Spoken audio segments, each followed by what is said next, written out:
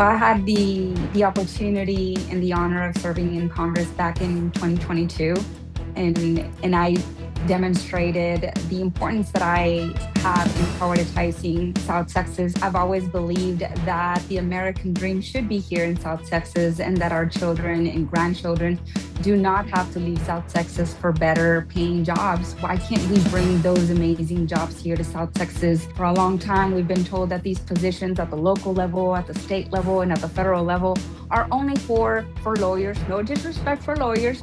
I believe these positions are also for the everyday American. I understand the struggle, what it's like to live paycheck to paycheck, and I believe that we need the everyday American in these positions. I believe that we would be in a much better position if we would run our own country.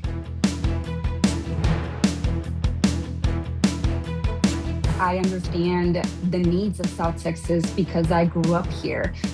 Prior to me serving in Congress, I was a farm worker. I was a server.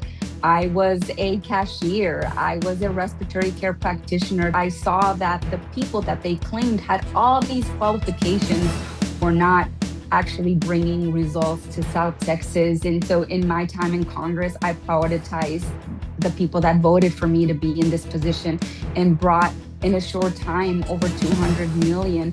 Now it is important to have the right people at the local level. There's a lot of corruption, throughout South Texas at the local and at the state level. So it is important that we have the right people at the local levels.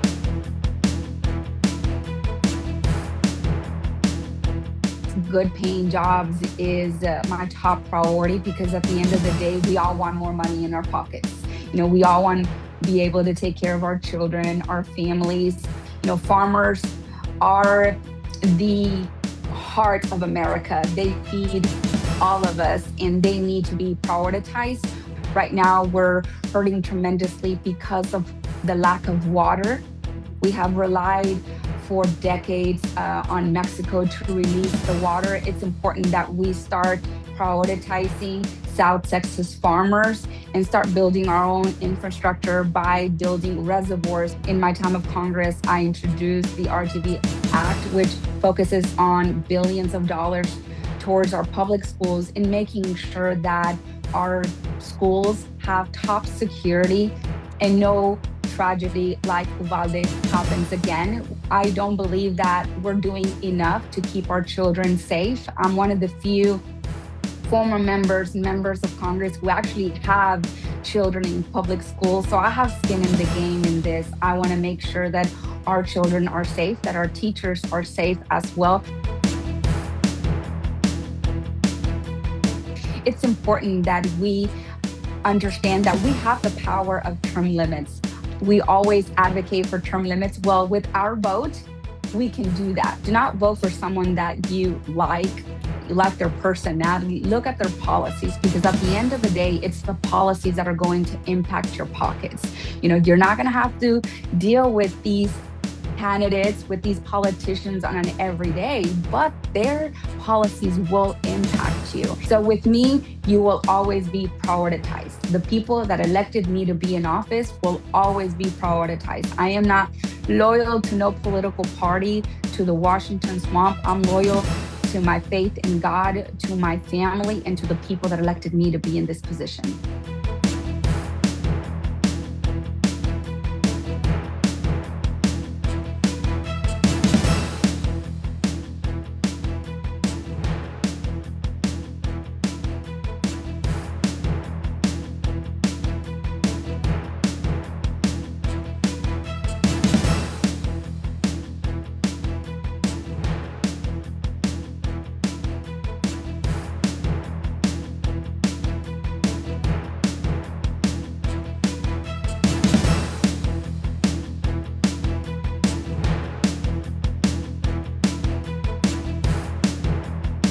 I have studied, and where I've crafted policy has reflected the deep corruption that has taken over much of our system. Case in point is my opponent, Vicente Gonzalez, who's the incumbent, who for long has taken hundreds of thousands, not millions of dollars from a lot of these corporate donors, including LNG, SpaceX, big finance corporations. Whereas my platform is a grassroots platform built off of volunteers from the Valley and also from the Coastal Bend area that is funded through small dollar donations from people like yourselves.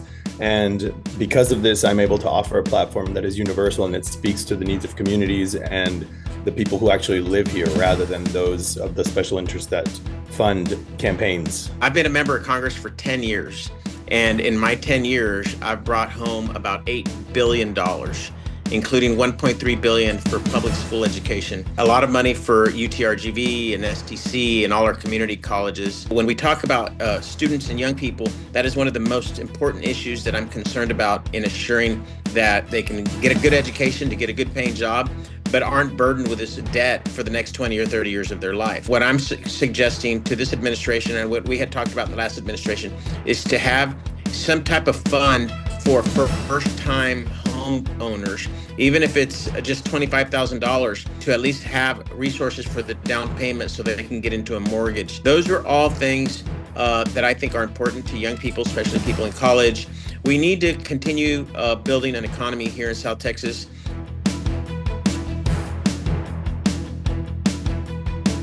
So my skills in policy and the way that I am able to present, I think, this option to people based off of not just research and outcomes that we want to see, but also knowing how policy is actually going to work and can be implemented, coalition building can happen. That's the kind of thing I want to do now as a politician. So it really is just to cut out the middleman of people who make all these promises and then actually go rub elbows with donors. And in my case, it's more about the outcomes, the solutions that I already know deeply. Every single one of my policies in my platform is written by myself, not by consultants from DC or party insiders. These are things that I have focused on because the outcomes they deliver are what our people need. For 20 years, I represented South Texas families against some of the largest corporations in the world. And I was very successful in courtrooms and boardrooms around the country. And 10 years ago, I took that very same fight for the very same people that I represented as a lawyer to Washington. And really, I just turned my guns from here, from courtrooms and boardrooms to Capitol Hill, but my targets and the people that are the corporate misbehavior that I addressed as a lawyer, I'm still addressing as a member of Congress in Washington. So that's the experience I bring. I'm the most senior member, in one of the most senior members in the state. And I have the most seniority here in the region, in the Rio Grande Valley, in Congress. In Congress, that means a lot.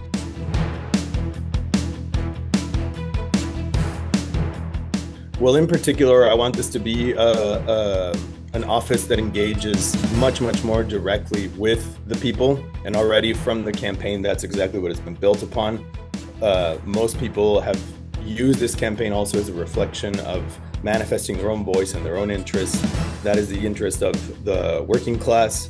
I, for example, have been recommended for endorsement by the Coastal Labor Central Labor Council and also the Rio Grande Valley Central Labor Council is the two major labor organizations of our district.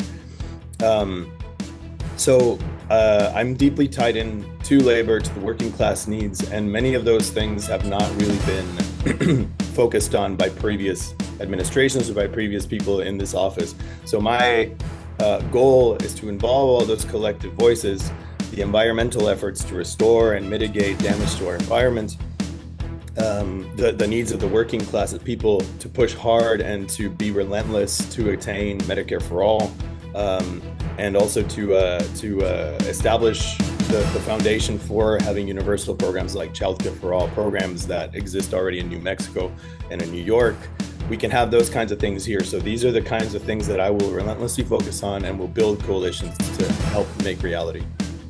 What we're doing now, and you can see it, it's transformational in the region, is investing in infrastructure. We're deepening and widening the Port of Brownsville to export LNG to the world. We're going to be bringing major job opportunities. We're going to scrap some old Navy ships that are $1 billion a piece when we get them down here. We hope to bring the cruise industry to the port that is going to be transformational for the entire Rio Grande Valley. Those are the kind of changes that I want to make. changes when we want to improve education. We want to continue investing in our universities and our colleges. We want to expand them.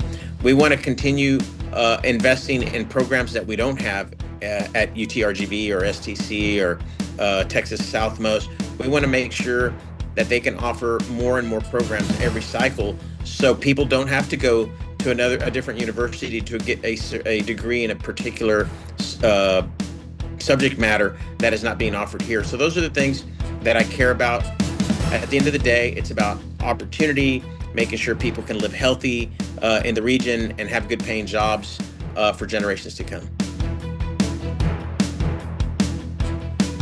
This campaign is by and for the people. I want it to be as much theirs as it is mine. I want their involvement, their voice. Democracy doesn't work if it's not a two-way street where they give me their thoughts and their feedback and their needs, and see that reflected in the policy making. The idea is to extend a hand to everybody in our community, regardless of their political affiliation, to spread the word on what kind of program we're trying to implement here and how that affects them, to listen to people's needs directly.